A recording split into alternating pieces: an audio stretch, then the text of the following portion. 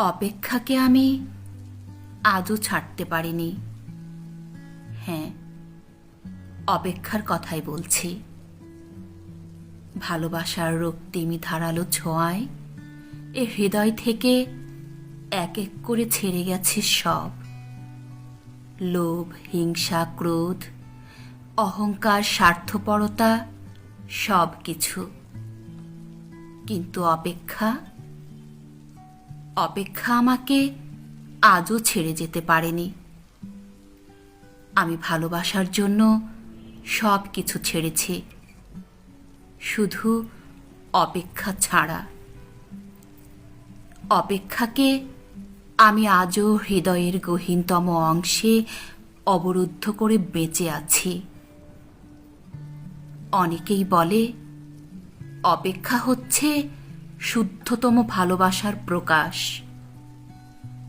ভালোবাসতে সবাই পারে, কিন্তু সবাই প্রিয়তমার জন্য অপেক্ষা করতে পারে না।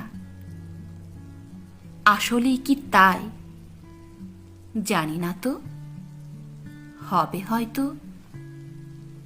তবে অপেক্ষার কাছে আমি অনেক ঋণী।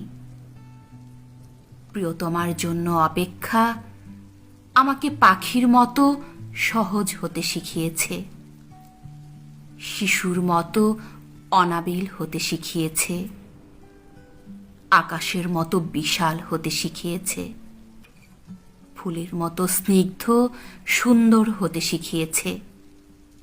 অপেক্ষা আমাকে সাগরের নীল জলরাশির মতো গভীর হতে শিখিয়েছে, প্রকৃতির মতো স্বচ্ছ হতে শিখিয়েছে, সোনালি সন্ধ্যার মায়াবী মৌনতার মতো নিবিড় হতে শিখিয়েছে।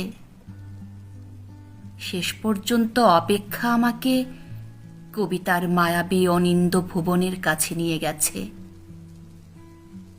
হৃদয়ের মধ্যে প্রতি মুহূর্তে অপেক্ষাকে পুষে রাখা কি কঠিন,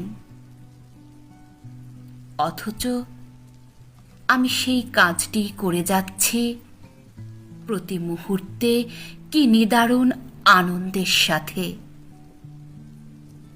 আহ, অপেক্ষা, তুমি কত বেদনার্দ্র সুন্দর।